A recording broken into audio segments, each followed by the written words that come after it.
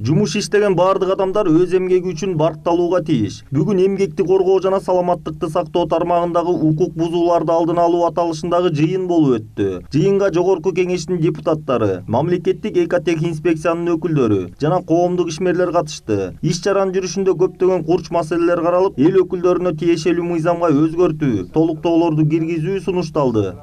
Бул жерден деген парламент эл өкүлү катары 6 миллион жарандарыбыздын ар бирөөсүн коргош керекпиз да. Анан конституцияга жараша 6 миллион ар бир жараныбыз мындай укуктарын коргоо, биринчи учурда мамлекет тарабынан укуктары корголуш керек. Экинчи учурда өзүнүн ошо жумуш берген адам катары бул деген работодатель деп коюшат. Ошол тараптан болгон бул мындай бир талаптарды сактоодо. Ошондуктан бул закон о проверке субъектов предпринимательства деп орчасына аталганы менен ошол мыйзамга негедир кирбей калыптыр. Кээ бир мындай поправкалар ошолорду мүмкүн болсо кийинчерээк киргизет окшойбуз да.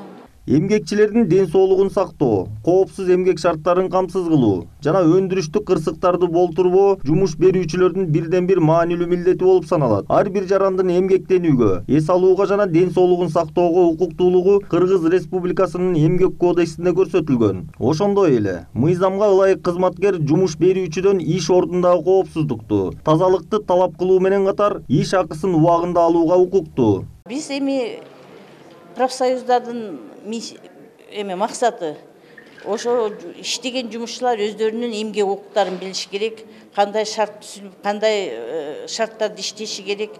Ошолорун биз дайыма семинар өткөрүп, ушундай конференцияларды өткөрүп, дайыма окутуп турабыз, көзөмөлдөп турабыз. Эми биздики общественный көзөмөл болуп, контроль болуп калып атпайбы профсоюздардыкы. Биз только предписание жасасак дагы это общественный.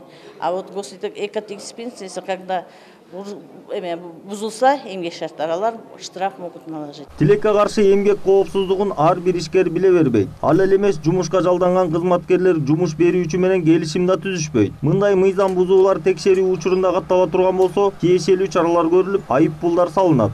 Өздөрүнүн милдетин аткарбай аткан жумуш берүүчүлөргө 16-жылы биздин жыл бою салган ошол жумуш берүүчүлөргө 600 миң сом болсо, мына азыр презентациядан көрдүңөр, быйыл 18-жылы 2,5 миллионго өстү. 2,5 миллионго ошондой жанакындай өзүңөр көргөндөй кырсыктарды сактабай аткан предприятиялар, ошолорго биз баягы өзүбүздүн милдетибизди аткарып, ошол штрафтын санкцияларды көбөйткөн. Бул да керек экен. Ал штраф салбасак, адамга контролдо ошол штраф салуу менен кичине чөнтөгүнө кылбайынча муну жакшырта албайт окшойбуз. Бул практика көргөздү. Ошон үчүн биз азыр эми бара-бара биринчи эскертүүлөрдү беребиз. Барып эле биз баса калып эле салган жок. Биринчи эскертүүлөрдү беребиз. Алар менен иштейбиз. Окутуу, мондай семинарларды өткөрүп атабыз. Бирок эми ошого да карабай жанакындай мыйзам бузууларды алып келсе, көйгөйлүү аларга биз штрафтарды салып атабыз. Айта кетүүчү жагдай, өткөн жылы эмгекти коргоо боюнча 300гө жакын ар тармактагы мекеме ишканалар текшерүүгө алынып, көптөгөн талап бузуулар аныкталган. Текшерүүнүн натыйжасында иш берүүчүлөргө эскертүүлөр берилген. Андан сырткары эмгекти коргоо жаатында адамдардын укугу бузулуп жаткандыгы боюнча жарандардан жылына 1000ден ашык арыз, даттануулар келип түшөт. Ал боюнча тийиштүү чаралар убагында көрсөтүлүп келүүдө. Айдар Темиралиев, Бактыбек Маматсаев, Пирамида.